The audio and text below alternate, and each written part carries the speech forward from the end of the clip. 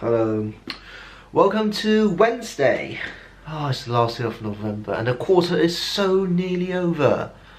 And when you notice me kind of sit up like this, with all the things, without my hands actually holding my camera, you might realise something is on.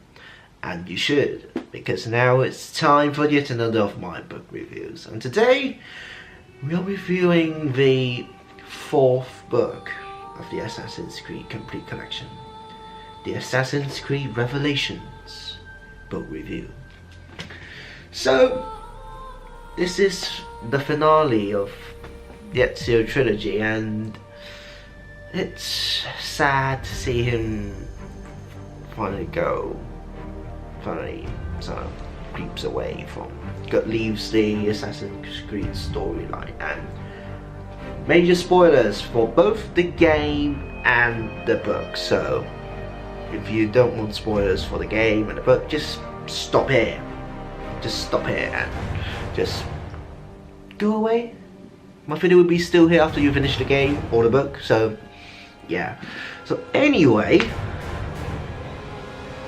this book makes me imagine quite different stuff than the game illustrated. I've been watching some Let's Plays of Assassin's Creed Revelations, and it's weird. And it starts not with the game itself. It starts with the E3 trailer that it was released, starting with the letter that they read in the E3 extended cut trailer, and then the whole way from Rome to Masysaf. That's kind of, in a few snapshots of the trailer, they kind of sort of illustrated the whole way from Rome to Constantinople to Rhodes to Cyprus to Accra, and then finally to Masysaf. And then he spent nearly 10 chapters just to illustrate the whole trailer, the whole 3-minute trailer, and that's just how much detail this book has. And the story, the gameplay actually starts whether this hits chapter 9 or something, when you're finally climbing up and trying to go to the library and stuff. So this one, since this game has, as again, a lot like Brotherhood, the traveling is much more like 2 in the beginning parts of the game, because in 2 you travel to different cities, and in here you're kind of starting at Masysaf and then going to Constantinople, and this one illustrates it pretty well, I'd say. And the author actually linked all of the 3 books really well. So like in Brotherhood, they initially have a little bit of connection between 2, and partly because there's not much time difference, and partly because, yeah. But between Brotherhood and Revelations, the author just put a lot of effort in sort of linking those 2 books together.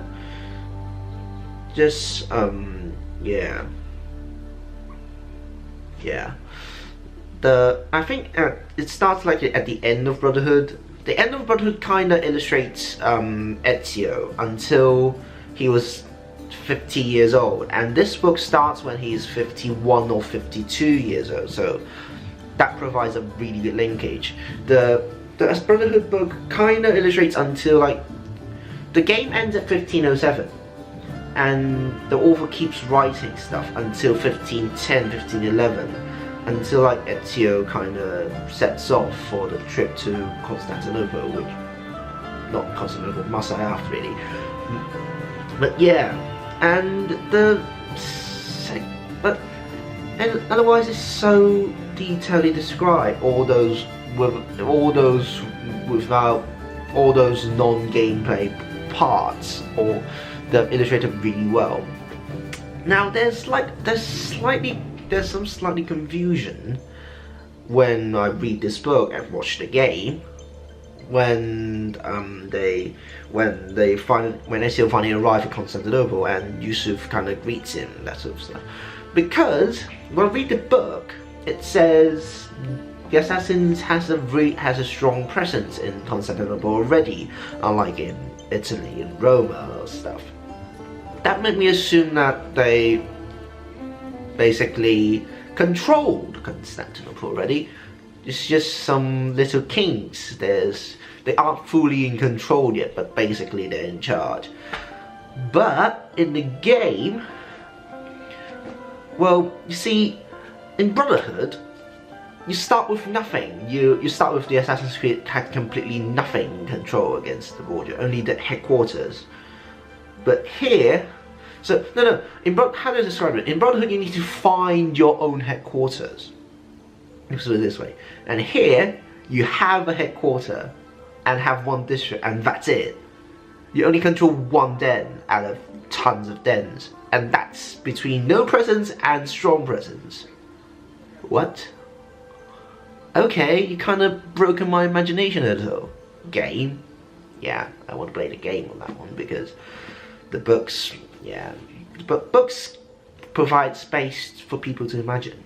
So, yeah, and having only one den makes the gameplay, makes you have more side stuff to do, to conquer all the dens and blah blah blah. So yeah, and this one really puts light, really they kind of write very little around the side story stuff. It didn't write anything about the thieves, the mercenaries and the Romanese. And it didn't write anything about the training assassins, the master assassin missions, the whole taking over assassin den things. It really only focused on the main story, which is a good thing.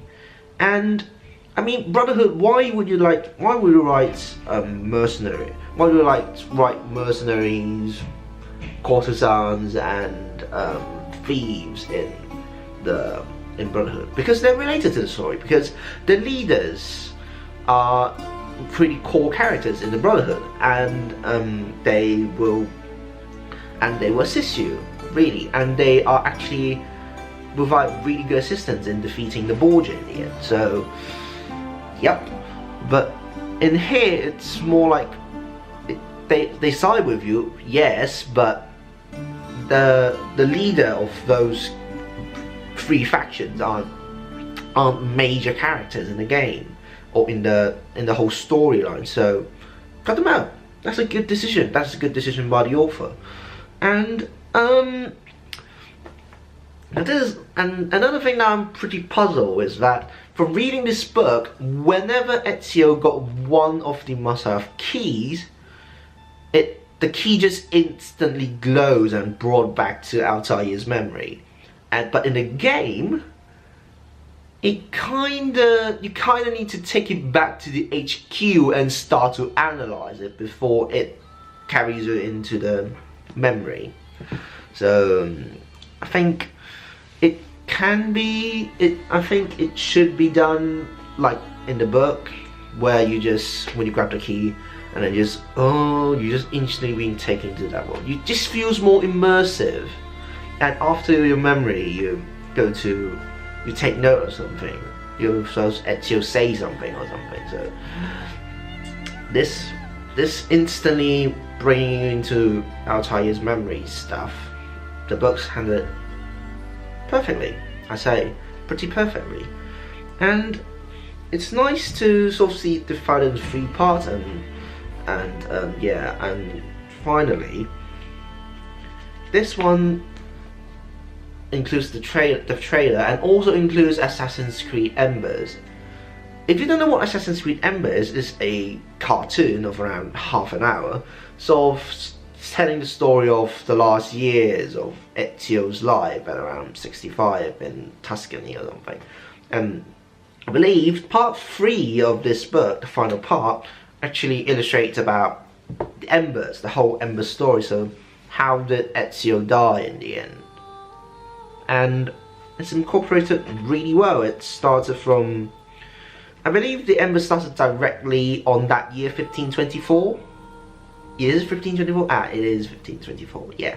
But here they kind of add a little bit bits and pieces because Ezio is the mental element and Assassin's Creed HQ is in Rome, so they go back to Constantinopolis, set all things out, and they go back to Rome, and it just makes the whole story make more sense, in a sense.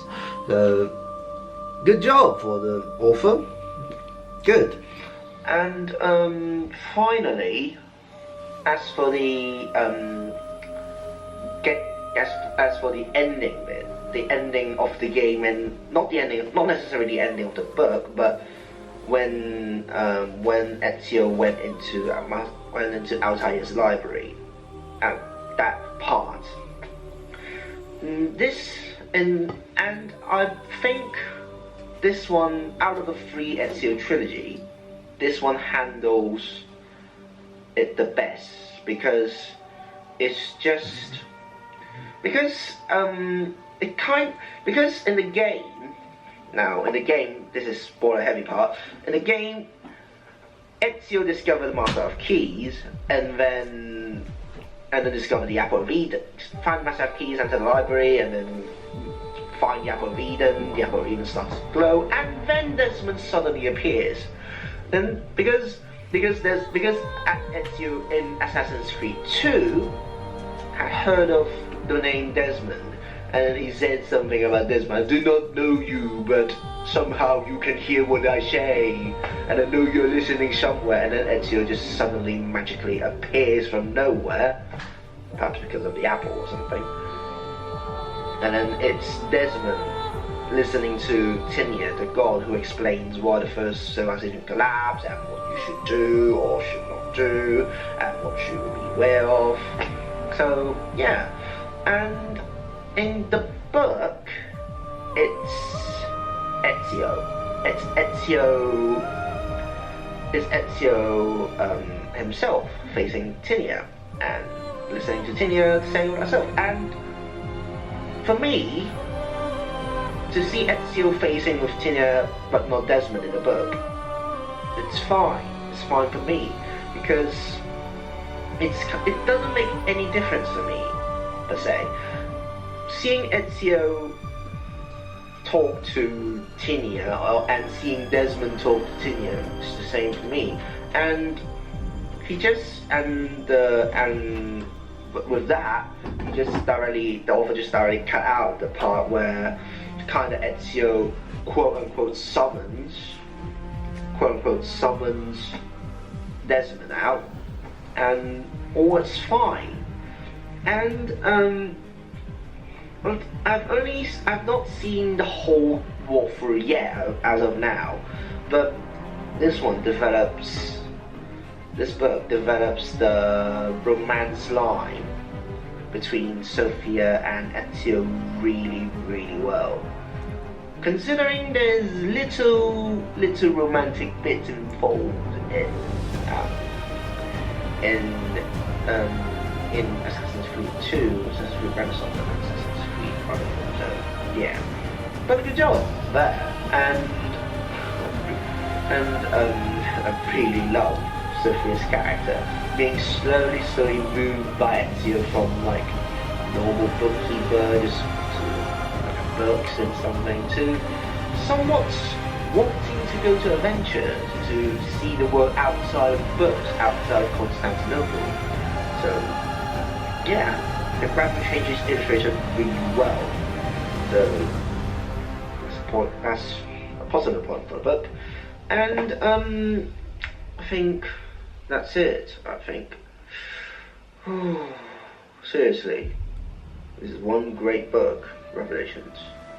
And though you don't have the modern stuff in, it's like Revelations is applicable in the game to both the modern world and the old world, and the world back in the 16th century, because Ezio finally seeks the knowledge of Altair and its memories and stuff, and he realized, and like it's a revelation, and in the modern world they finally got what they want, finally know what they need to do, and that's a revelation for Desmond, Rebecca, and who's that?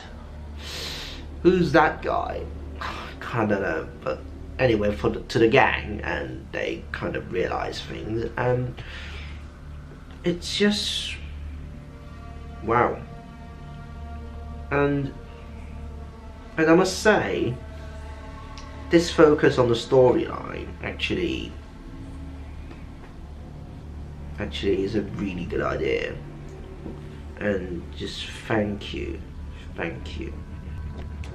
So I think this book kind of addresses the and one last thing here, it kind of addresses the whole Ezio ages situation very well, because in the game you have a new thing called the hook blade, and you can hook with zip lines and kind of hook yourself up things, which replaces the whole jump grab thing in Assassin's Creed 2 and Brotherhood. So this one kind of, you probably see it coming, but this one properly addresses why the hook blade is used instead of the jump grab, just simply because Ezio don't have the strength anymore. He has wisdom, but he doesn't have strength. And just point to add, the ending is so freaking romantic. I don't know if it's directly straight out from Embers, the animation, but it's so freaking romantic, man. Just Ezio turning from a sort of like flirting man to he's grown up. He has completely grown up, and he completely realized what true love is, how to actually love people, not just flirting and having one night stands with them, but just a more calmer way of loving and giving, and yeah. So yeah, that's been my review of the Assassin's Creed, the Revelations, the book. And yeah, just like what I said at the beginning, it's really sad to see Ezio to leave the Assassin's Creed books, really. I would like to read the Ezio trilogy again. It's got a ton of rereadability, if that is a word. So hey ho. So what will be the next book, you may ask? Well, we continue on the game order and the book order and placement. So the next book will be this one, Assassin's Creed Forsaken, which, if I'm not mistaken, correlates to the game Assassin's Creed 3. Yeah, it doesn't say it here, but for the story, Hayham Kenway and all those Kenways, so